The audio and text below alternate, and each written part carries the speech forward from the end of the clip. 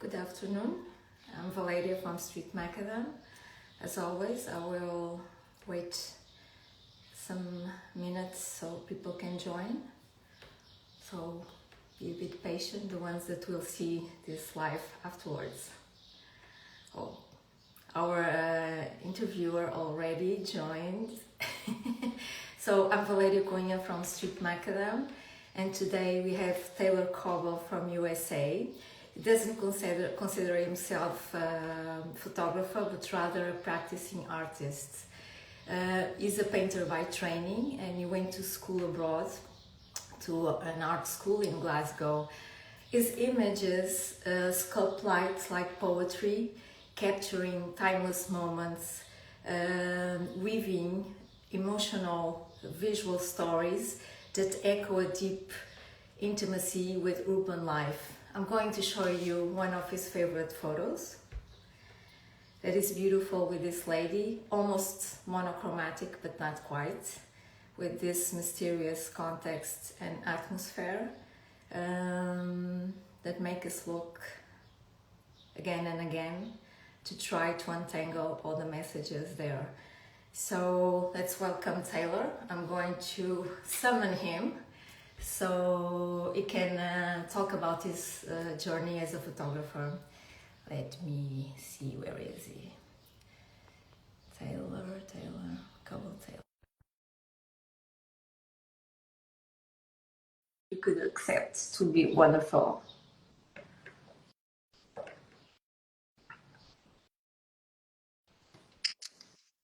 Hi. Hello. How are you? Well, how about you? I'm fine, thank you.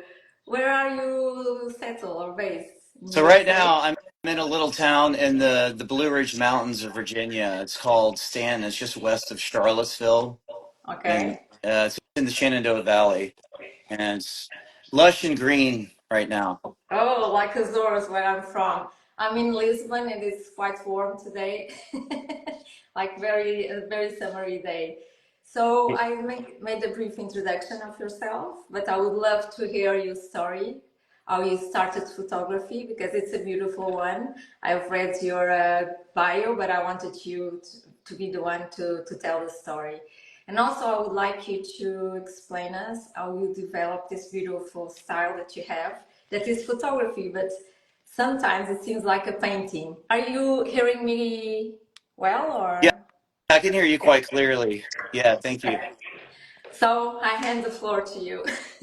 All right, thank you. Well, I guess to address your question, and first of all, thanks for having me being here, unadorned with this live audience.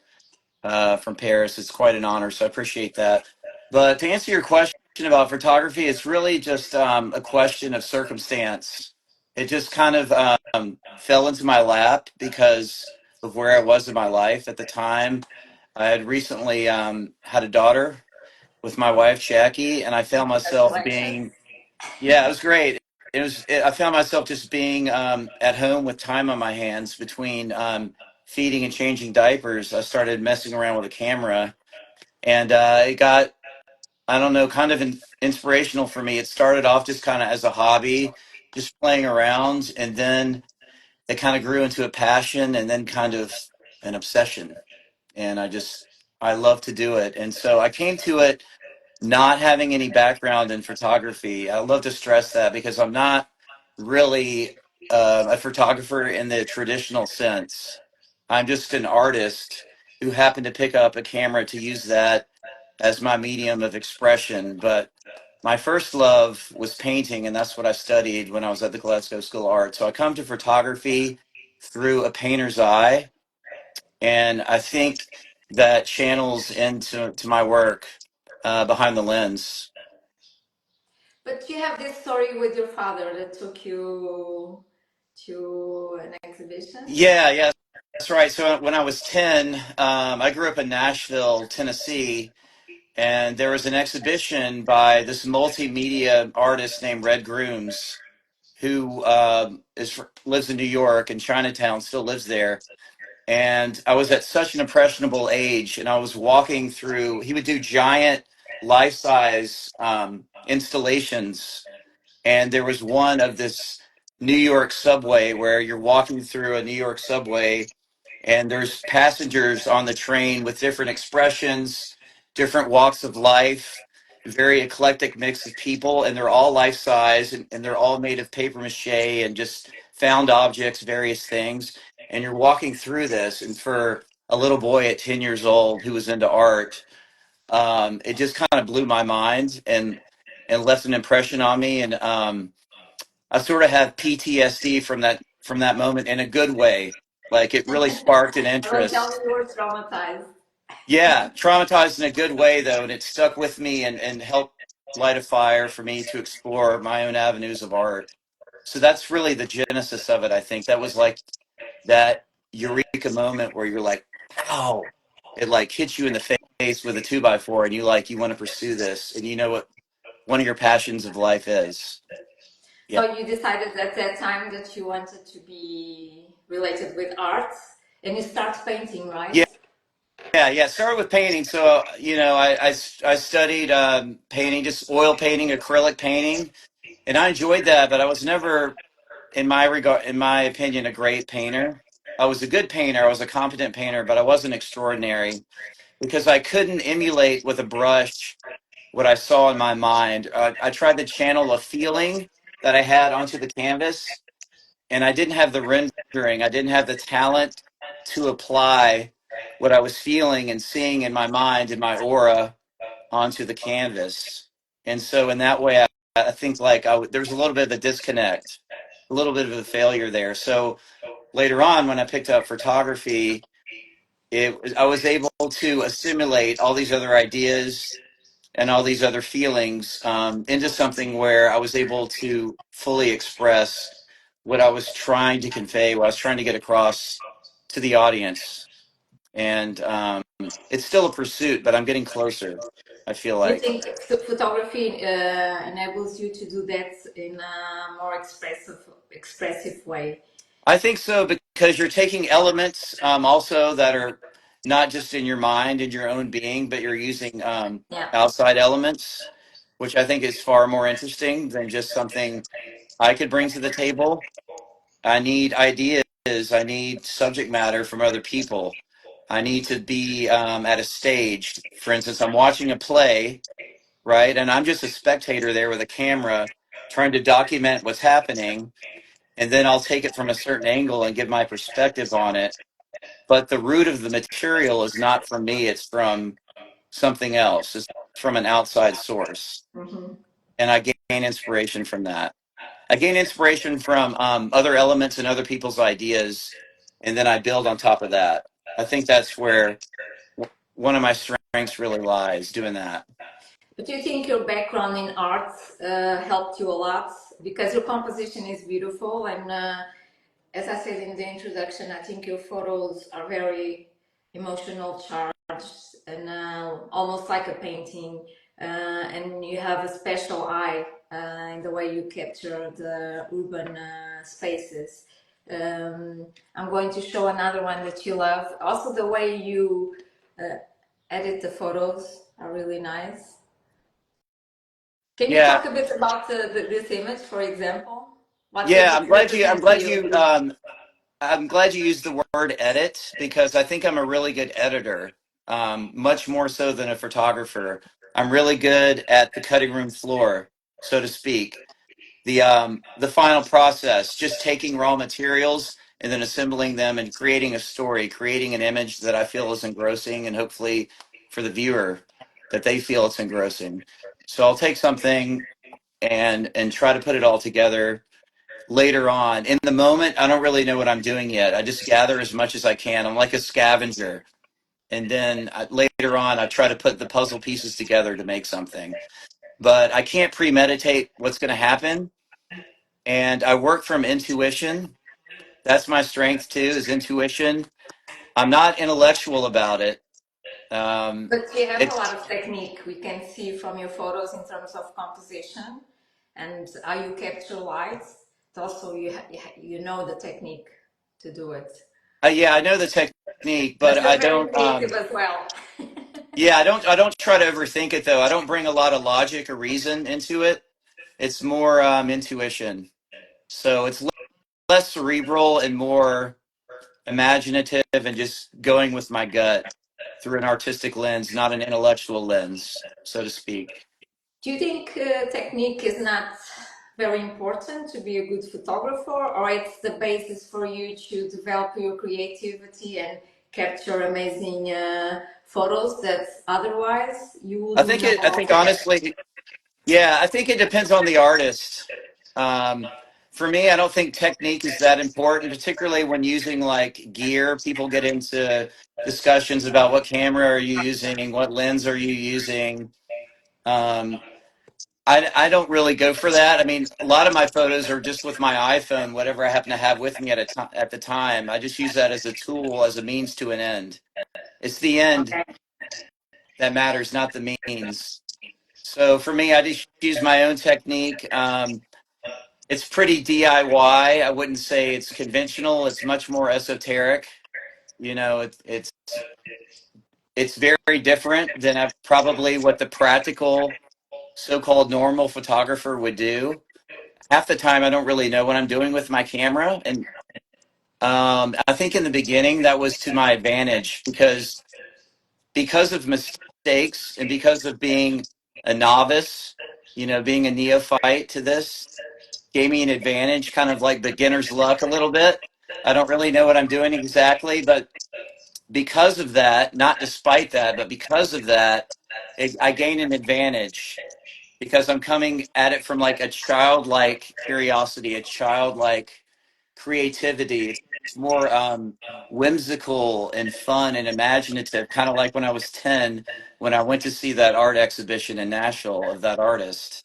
And do It's that kind of you go very feeling. often to the streets and photograph, or you don't Pardon? have? Do you go often and every day to the streets and practice and photograph, or only when you have time? Well, I consider it at any moment. There's always something that could arise. So I always have my iPhone with me. I mean, we all have cameras now in our pockets, right? Yeah, So true. I have that at my fingertips. So if I see something that inspires me or I think it might be interesting, I'll try to capture it, you know?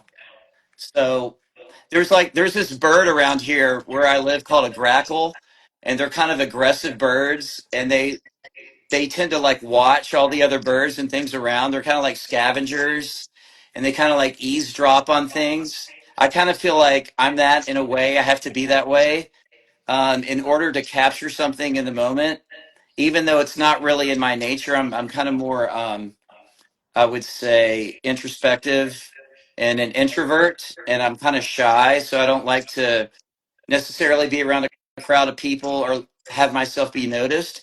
But in order to capture things in life that are interesting, sometimes you have to go out of your comfort zone to get that. And it's almost like breaking a fourth wall of inhibitions or anxiety. I have to like push through and just do this, even though it's uncomfortable, because I know it's for the betterment of art. I'm trying to capture something. And so by doing that, putting myself out there, it's like a law of averages. If I keep trying and keep trying to get something, eventually something will come together and something will be interesting. Can you tell us a bit about this photo that is one of your favorites? Yeah, so that's a conglomeration of three different photos. And Oh, so okay. it's a triple exposure and it's a gliche print. So I printed it out, and then on top of that, I added a little bit of touches of paint here and there, some acrylic paints, and sometimes I use charcoal to just put some accents out there to try to build the intensity a little bit and create a picture, create a story.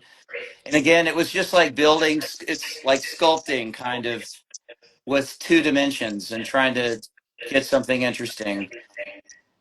Okay, But so you print it, you change the photo like with charcoal and other means, and then you take a photo again. Is that it? um, Of the finished work. no, that's the finished work, but it's a Okay. photograph of the finished work Okay, to that's what I was post saying. on Instagram. So I'll have pieces hanging around like in my study here, and I'll take a photograph of that and then post that onto Instagram so people can see it. But the final work is like a print, and then on top of the print, I'll paint with my hand with a paintbrush, Okay. or use So pastel or charcoal. I have Anwar from Bangladesh with a question. What's your thought process when you sit for editing? Do you start, oh, sorry, do you start with anything in mind or you just go with the flow while editing? Oh, definitely the latter. Go with the flow. So I put music on. So you'll notice here. So these are some of my Yeah, records here. I So was I'm trying to see if it was yeah, I'm real a or huge another. music junkie. That's really my main inspiration is actually music. It's not even other mediums of art. It's music. So I'll try to channel a feeling that I'm getting through the music, and then I'm sort of a catalyst between the music and the final product of the two dimensional art piece. And I try to channel that through my feelings and try to ride on a certain vibe, and then translate that on to a picture or a printed photograph and then paint on top of it. So again, it's all intuitive. I just go with the flow. I don't premeditate anything. I don't plan anything out. I'm not meticulous. I'm not organized enough to plan things out. I just don't work that way. Again, it's not intellectual at all. It's more intuitive. But when you go to the street to photograph, do you also go with your phones Oh, listening to oh music to yeah. inspire? Yeah, I'll have a playlist. I'll have like a hip hop playlist or a jazz playlist or a funk playlist or an R&B playlist, and I'm in a certain mood. And because I'm in that mood, also it helps. As I say, I get kind of shy or a little apprehensive sometimes, and listening to the music helps shield that, helps mask that a little bit, and gives me some confidence a little bit. I think to pursue what I want to do artistically. It's like a You false have that sense of playlist in your, how do you say, Spotify, that we can go there. yeah. Well, Listen to I it. don't even use Spotify because I love like actually owning my music, and I love having physical media. Like I Okay. love having this. So a lot of it are MP3s transferred from my vinyl, or it's just old CDs that I have that I uploaded onto my iTunes library, or I'll even download certain tracks from iTunes and just pay for it and listen to it that way. But when I listen to these playlists when I'm out on the streets, happenstance doing street photography, it just gives me a false security. It makes me feel better You about are what I'm in a speaking. bubble Yeah, yeah, exactly. It's my shield from life, from from the life. cruel world out there. Are It's a you, jungle out there, baby, as they say. yeah, it is. Are you the kind of person that is like a sponge that absorbs all the stimulus from outside, and sometimes you feel all that stimulus and energy, and you need some kind of shield, as you say. Yeah, yeah, definitely. Consider myself sensitive and very attuned to my surroundings. So I feel it. I have a good sixth sense, I think, of going in a direction where something interesting might be happening, particularly when I'm in lower Manhattan, when I'm in New York City, and going down certain alleyways or certain streets. Seem to have a good intuition about where to go, and scouting out something that could be of use, that could be interesting, at least to me. And hopefully, when I find it interesting, the audience and other spectators out there would also find it interesting. That's always the hope. Which city is your favorite to photograph? That you Um, feel more attuned to? what's my favorite photograph? No, no. Which city is your favorite Uh, city to photograph? oh, To oh, feel more definitely New attuned York. to? New Definitely New York? York. Yeah.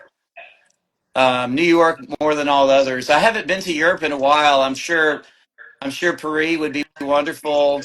I love London. I love Dublin. There's certain cities that I have been to that I've taken some good photographs.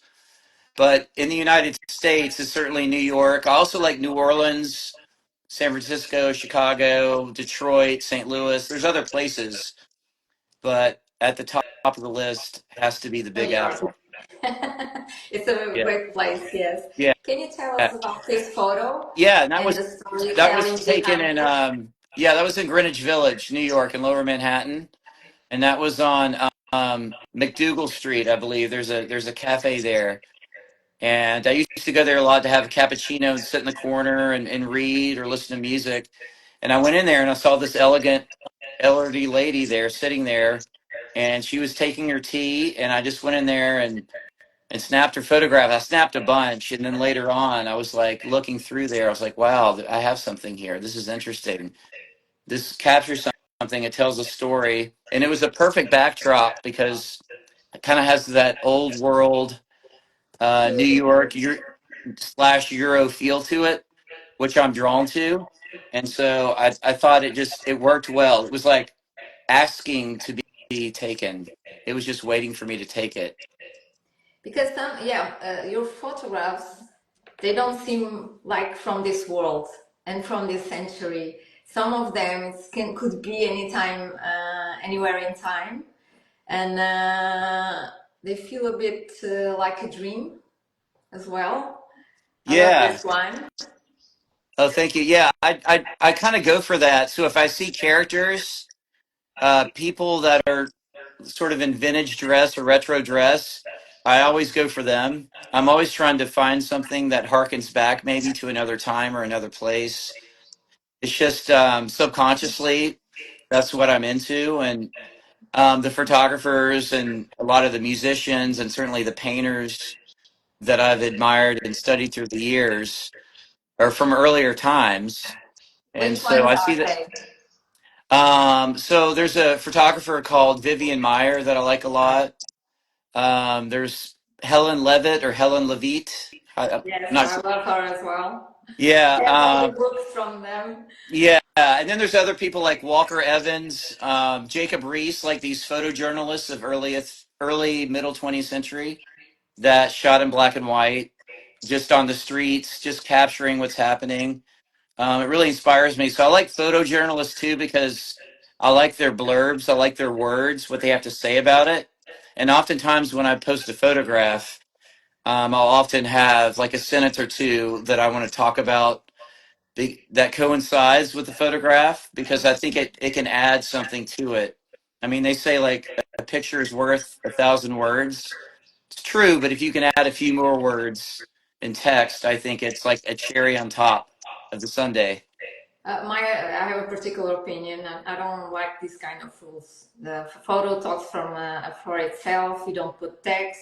I think it's part of the creative process of the artist. If they like to write, they should write. If they like to edit in a special way, they should do it. If they want to add more to a photo, like you do the painting with a charcoal or do collage, I think it's part of being creative and imaginative. And if you follow very strict rules and you're very dogmatic, just doing what everyone else is doing. So, but this was in New York or? Yeah, that was down in the subway system in New York. I'm not sure where that was. I can't remember. But I was about to get on the subway, and I was just standing there waiting and looking around me, looking at my surroundings, and just taking hundreds of photographs, like I do I on was a in the daily subway, basis. never saw this kind of characters in New York, dressed like Yeah, I that. mean, you see it, you seem to see them less often now, even since I started photographing. You know, in It seems like you would London, you see more see characters even a decade ago. In London, you see a lot of people with the retro fashion, Yeah. from other, like from the 50s, the 60s. It's very interesting because people feel very comfortable to, dress in many different ways that is not common in the rest of Europe. But you mostly shoot in monochromatic, or your photos are mostly black and white. But you use color in a very beautiful and soft way. I love this photo as well. That is a bit. I think it's conceptual and more abstract, and with hints of colors, which is great. Yeah, Can you? I added color to that by hand later on. I printed Okay. that one out, and it was a rainy day, as you can see, and so I purposely let the raindrops hit the lens because it kind of creates just a nice little feeling of mist, a nice little filter there, natural filter. And again, that was just one of those things where I'm out wandering around in the rain, and I think rain, inclement weather, can often add to the atmosphere and make for a more interesting photograph. When things are uncomfortable, sometimes it makes for better art, right? As they True. say, like suffering creates good art, right? Yeah, So the artist has to suffer a lot in life yeah, to you know, produce suffering great work. artist, the suffering artist syndrome, as they call it. Yeah, I think there's some truth to that. If we were happy, we would produce nice work. Yeah, that may be so. I think that's true. Like certainly with certain writers and poets, True. musicians, it seems that way. Anyway, seemingly. So who's to say? But But I I, hope you're happy in a good phase with your child and everything. yeah, yeah. My two daughters keep me young. They're great. Oh I yeah, think that for that this was one in street photography Brazil, but I think it's very emotional. This woman like is screaming, but also the blur and the movement that you did with on the photo. It's amazing. It's very strong. Can you tell us a bit about yeah. the? So that was when I got my first camera. It's this one actually. Um, so I had just gotten this Fujifilm X100F, and I wasn't really certain how to use it, so I was just like experimenting with the f-stop and doing different things. And I was kind of cranky. It was early in the morning. I hadn't had coffee or anything, and I was just doing very like slow shutter speeds and experimenting, and was able to get that one and just messed around with it later on the cutting room floor, so to speak, and I just came up with that. Is she yawning? She's yawning. Yeah, So it's early in the morning yeah. there. That's the morning. Yeah, early in the morning. New York as well. Pardon? New York as well. Yeah, this is New York. Yeah. Okay. So tell me, what's your view in artificial intelligence now that it's showing up and a lot of people are using it? I don't use What's it. your opinion about it? I don't use it because, first of all, I'm not super interested in it yet. I could be down the road, and I haven't taken time to learn it. So I kind of, I'm a creature of habit. I just stick with what I know, and I'm using the traditional editing tools that I've always done. There's a little app on my phone called Snapseed that Oh, it used to be free. I think now it's like one-time fee of $5. So I'll use that sometimes. I don't even use Lightroom or Photoshop or any of those. I'm not against those. I just don't use those. And as far as AI is concerned, I feel like for better or worse, there's no turning back, right? I no. think the world has embraced it or not embraced it, but it's going to continue to progress. I personally don't use it. I'm not against other people using it if that's what they want to do, but I guess the only problem I might have with it is somebody who's using AI and then passing it off as if they're not using AI, passing it off as real life when it's not, when it's AI. Like if you work with AI and you work with fantasy or whatever, that's cool, but label it as such. That's all. And I think That's all I would say.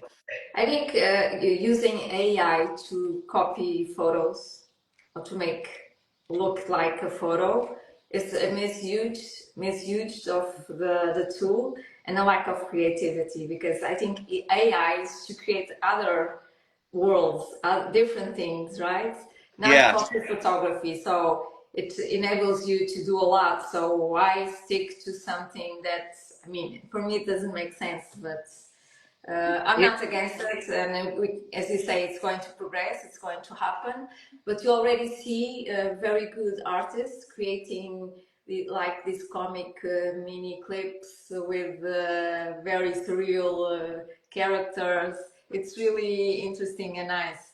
But I don't like the ones that copy photos. For me, that's not being creative. yeah, I It's think just there's a certain honesty and integrity about it that should be adhered to yeah, in the true. photography world, in the art world, you know. Um, and so I do stand by that belief. But AI is going to continue to progress, and hopefully for the better. I think we need to check ourselves. I mean, all those science fiction films that we've seen involving what AI could be, they never end well, do they? You know? No, we're going to be, you know, killed by all the artificial intelligence and robots and everyone. Yeah. But also, I mean, we get in. we can be very dramatic with the unknown. It's always negative. Yeah, yeah. Like the We could aliens, destroy they're always ourselves. here to kill us, not to learn. But Yeah, it's a slippery slope for sure. so I like this photo as well. Is it one shot or you also? No, no, that's a double or probably triple exposure actually. So I took that from the same window. It was at a coffee shop, and I was just from the exterior looking in, and I just took several photographs of different people, probably over like a 2 hour window of time. And I took the three best, or the three that I thought were most engaging, and then layered them on top of each other to create an image that I thought would work. And I Works tried very well. to relate that to current times, about news, about events, current events that are happening. It's like a day in the life. The Beatles, the lyric. I read the news today. Oh boy, you know, John Lennon opening with that line. And it's kind of like, boy, when John Lennon was singing that in early '67, it certainly is pertinent to middle 2025, isn't it? I read the news today. Oh boy. So that's kind of what that was. Yeah. Yeah, it's very nice. Do you print your photos and put on your walls or? Yeah, I have some of them around, like in the house, in my study, and in the foyer, and in the dining room. And some of them I print. Like, people will request something, and they'll ask me, "Do you print, or do you sell prints?" And I say, "Sure. Which one are you interested in?" And then I'll often print that, and we'll negotiate, and I'll just send it to them off the cuff on the side. So But I'll you also have have, really. I'll periodically have shows too, and in galleries, and I'll sell some prints there as well. Sorry, Uh, Mostly but in the USA or also in Europe? Sardin. Your exhibitions are also in Europe or more in Both. So I've had them in New York, Colorado, Venice. I had one in Venice a couple of years ago, or about 3 years ago, and I was going to go over there for it, but it was during COVID, so it wasn't advisable to travel during that time. And the most recent international one I had was in Iran a few months interesting. ago. So I've Yeah, had, Iran. Now it's yeah, also so I've had very some showings popular. in Western Europe, and mostly in New York and San Francisco and Denver so far. And are you a professional photographer or you have a side profession and this is I a definitely hobby? wouldn't consider myself a professional. I've shot weddings before. I've done portraits for families, and that's just on request, and it's just a project by project thing. I don't market myself as a photographer, though. I'll do it, but I don't have a passion for doing those things. I have a passion for just creating art and doing street photography and making things that way. I don't like being commissioned for certain projects because it makes me a little nervous, and then when I'm nervous, it can kill the creativity. The creative process, I think, can be hampered, can be stunted when you're overthinking it, or you're thinking about it in terms of a monetary thing or a professional thing. Then it becomes something else, becomes like more of a job or a career, versus being a unbridled artist where I'm free to create. True, and usually they have very strict rules when it's commissioned Yeah, and very rules guidelines. kill creativity. You know. I totally agree with you, but currently street photography has a lot of rules that were defined by some more prominent street photographers. That for me, I think it kills creativity. It Yeah, just, I don't even know. I'm not even educated on this, but what are some of the rules? I don't By know, you cannot edit much. The photo has to okay, be very candid. People cannot notice you. Cannot, some people don't crop. Has to capture the vibe of the cities. That makes Okay. sense. Uh, Double exposure for them is not really a candid photo. I don't know. I'm a rebel, so Yeah, I'm too. Cheers. I'll drink to that. yeah, me too. I mean, it's really hot today, at Yeah, least at my place. Well, yeah, I have I this kind one of. that I love as well Oh, because thanks. it's like the citrus That's my aroma. oldest daughter. That's my oldest Yeah, daughter, Jacqueline. and it Um, seems that she's dreaming about this yeah. dog. And it's Well, like, she's an animal lover. Yeah. So it's almost like a fever dream of recalling, is that dog real? Did I see that dog or was that in a dream? yeah, And she true. was sitting in a coffee shop. So that behind her is actually a print by some artist that I don't know. I didn't do that part on the top, but I thought it was beautiful. So I kept it in there and just cropped it. And that was her just playing around. But I love that backdrop there. The juxtaposition of Jacqueline in the Yeah, foreground and the beautiful. dog kind of in the background. It was kind of like they're having a conversation. Maybe telepathy somehow. I was thinking if it was a double exposure, but now you explained that this was Yeah, no, that's a single exposure. background. Yeah, Yeah, it's great. Good thank you. eye. And your daughter is beautiful. It's very sweet.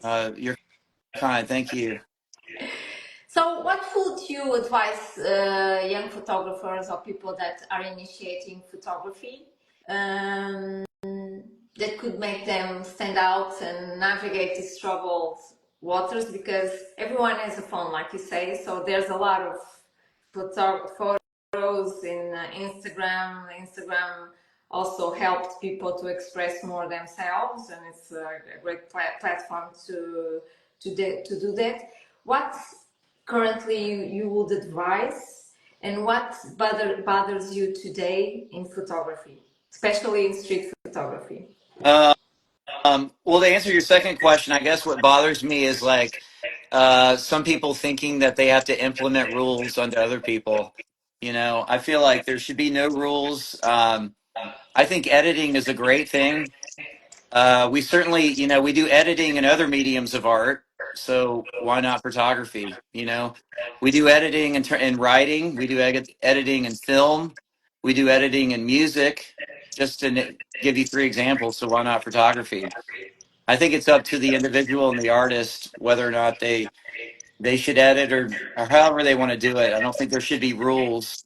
You could put certain polls for yourself, a certain limitations maybe if you wanted to do that if it helps you as an artist, but I don't think one person has a right to tell another person what to do or not to do in terms of art. It's a subjective thing, right?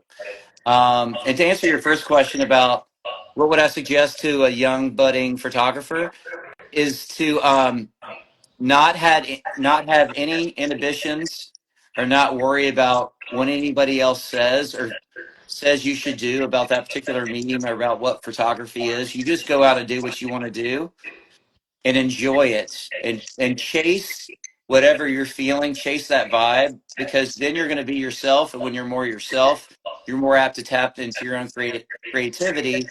And if you tap into your own creativity, then it's going to be unique just to you, just to that person, and then you're going to put out there to the world something unique, and other people will see that and feel that.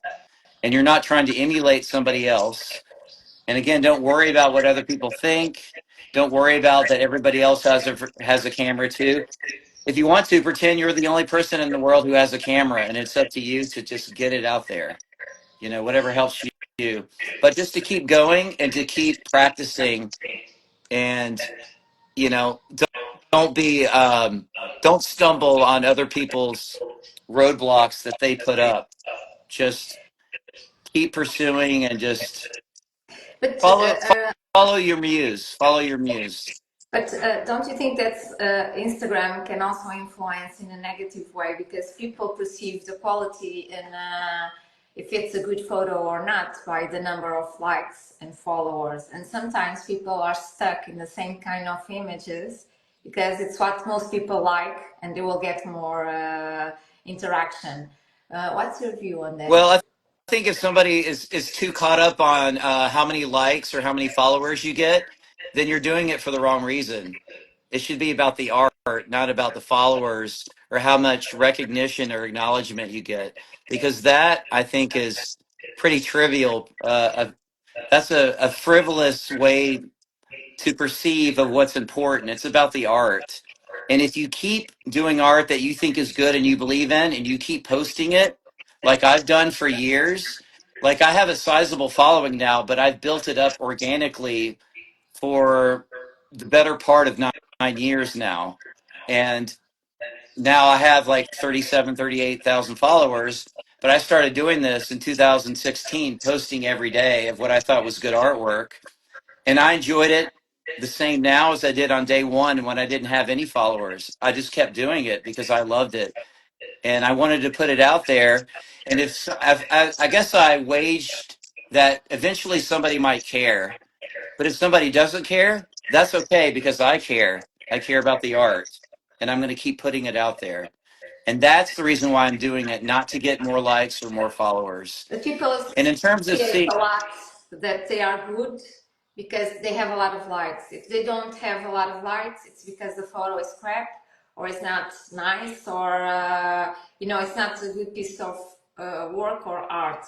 I disagree with that because I see some photos that are very common photos that everyone has that photo receiving a lot of likes, and sometimes you have really disturbing different kind of capturing an image that, for example, they don't have so much engagement, but actually it's more creative, more engaging, at least for me. But I think that's conditioning people a lot in terms of creativity. right. And also, I think it has to do with that individual and what they're posting. A lot of individuals will basically use their beauty, selfies and sort of narcissistic people who might be really pretty. They're able to garner, a lot of attention that way and get a lot of likes, particularly with shorts and with videos and reels, right? That can be very engaging. And then they might post one of their photographs that's not really great, but they've got 100,000 followers because they post every day of themselves in their lingerie, right?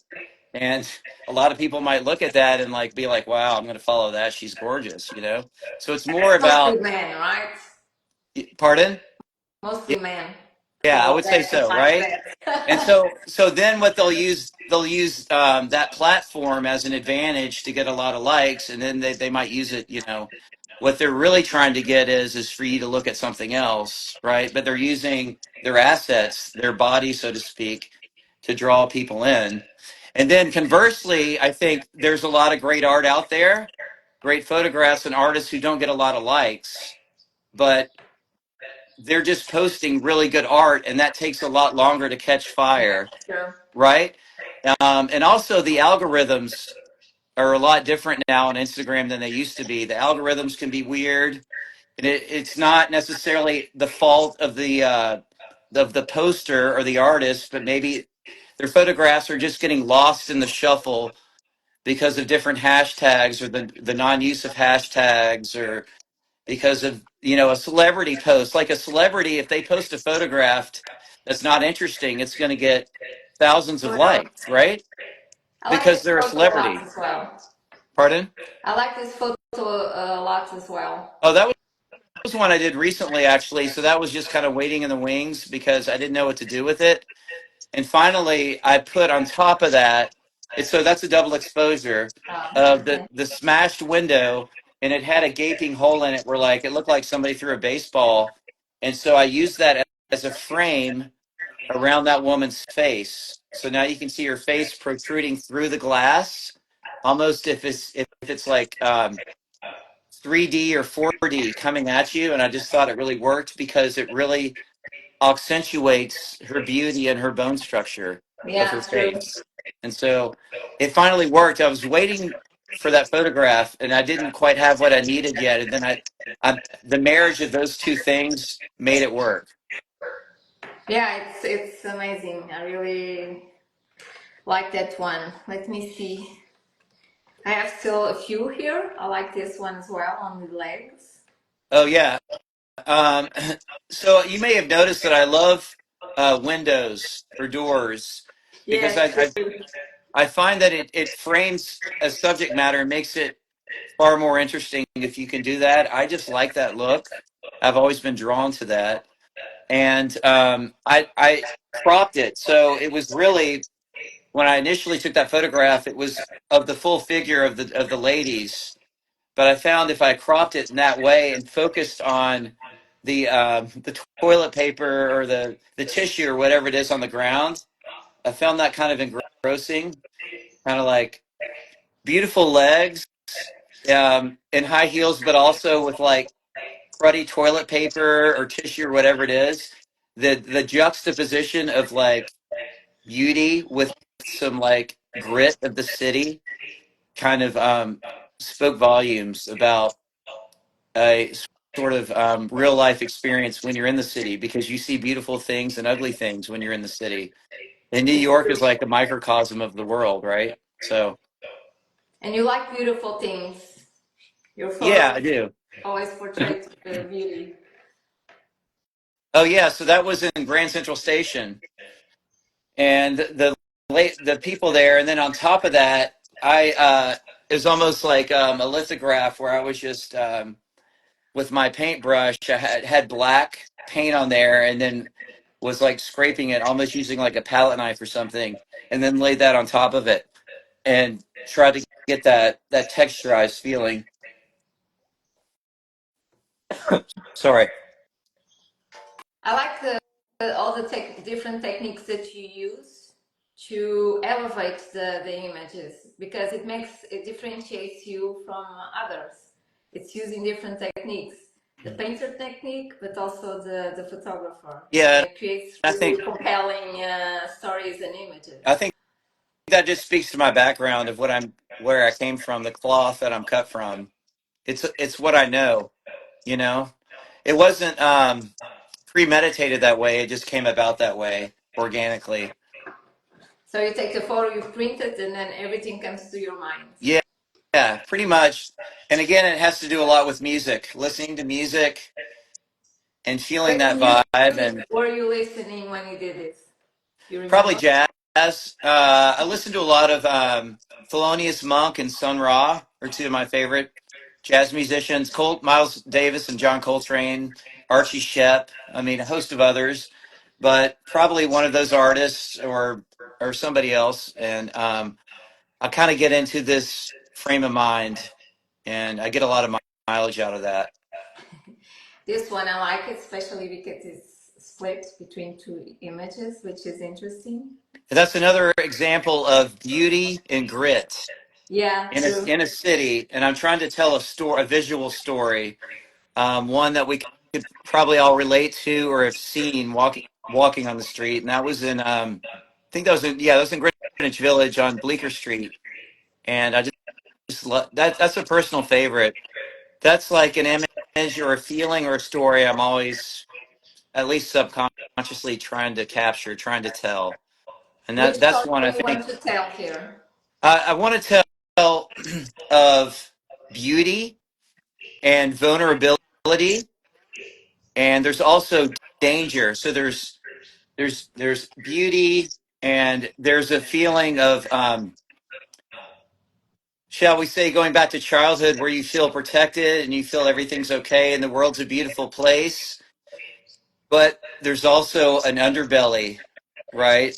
There's a dark side to life. There's the yin and the yang, and there's the bright beautiful side and sort of the dark sinister side. And I feel like the gentleman there with the cigarette has something sinister on his mind.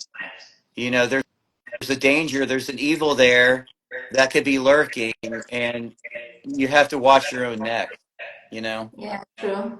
And And but I think that's more appealing when there's something pretty there and there's also danger. It's like an old noir film, you know, or a Hitchcock film yeah, where you true. always use like a beautiful lady like Grace Kelly, but she might also be in danger, right? And that's sort of the enticing thing. It's like, oh my God, what's going to happen?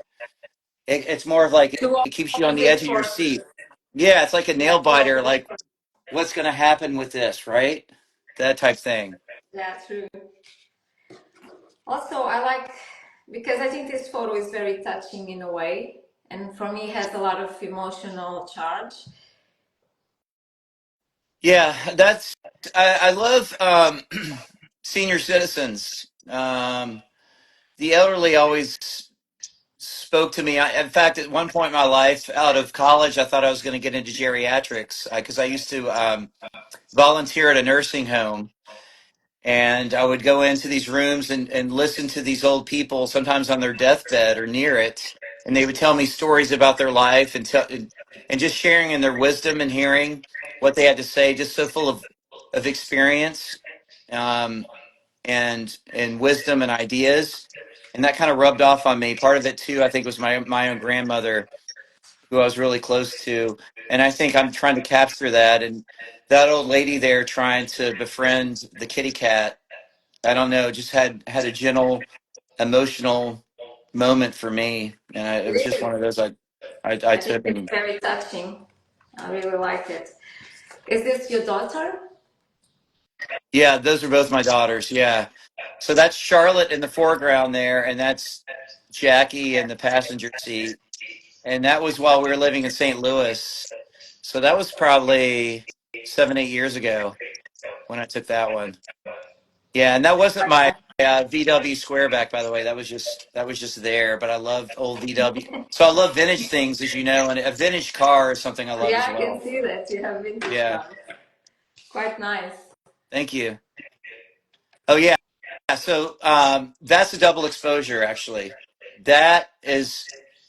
So I took a photograph of that window, and then I took a photograph of the bearded gentleman just walking down the street.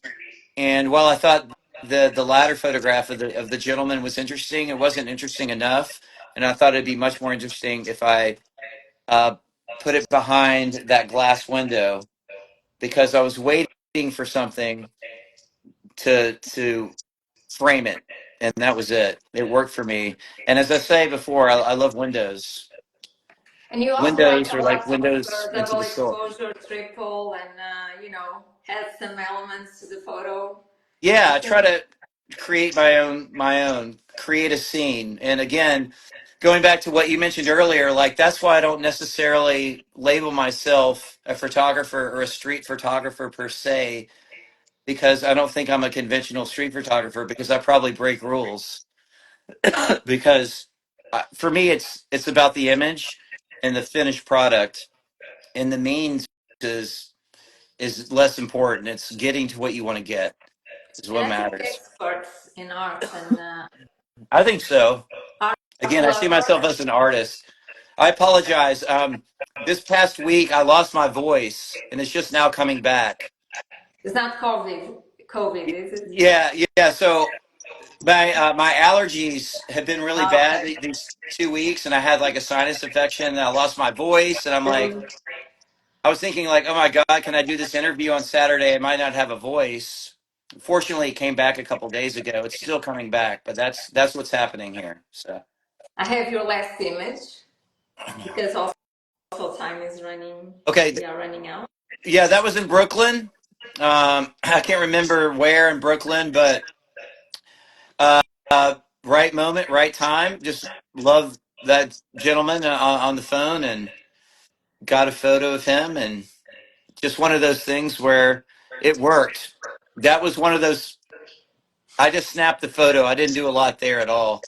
That's just kind of a raw black and white photograph that worked. But You always to get photograph something in like black and that, white. pardon? You photograph in black and white, or you photograph in color and then. Yeah, I just shoot raw. I just shoot raw in color, and then I converted that to black and white. But no real editing with that one.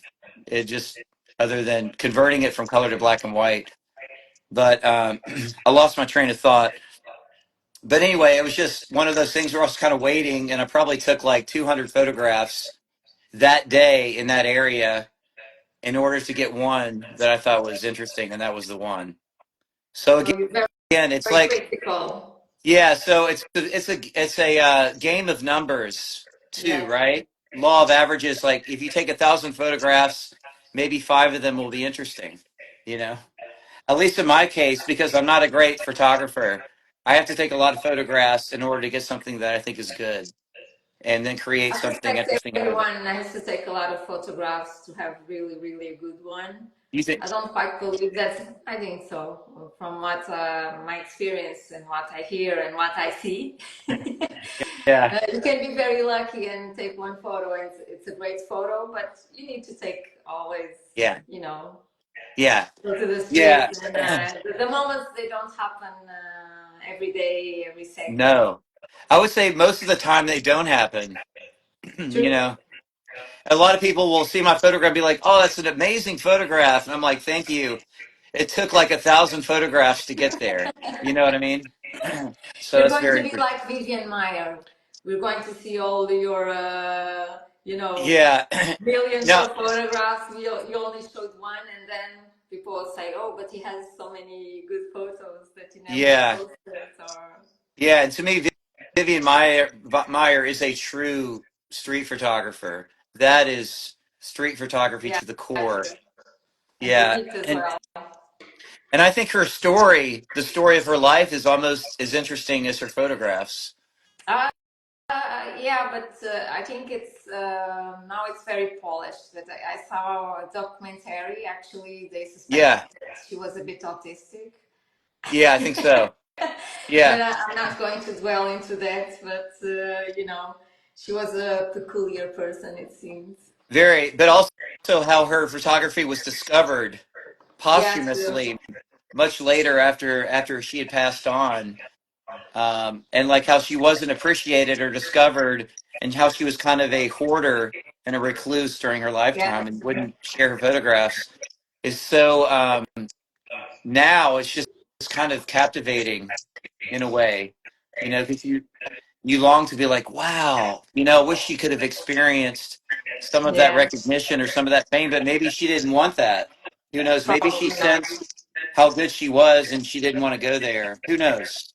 But it's interesting to ponder about what it, Did you ever thought of doing workshops, teaching your editing and your process, what you do with photographies? Because I think it's very unique. I've thought And about it because people have inquired about it, have asked me if I would ever run a workshop. I might at some point down the road.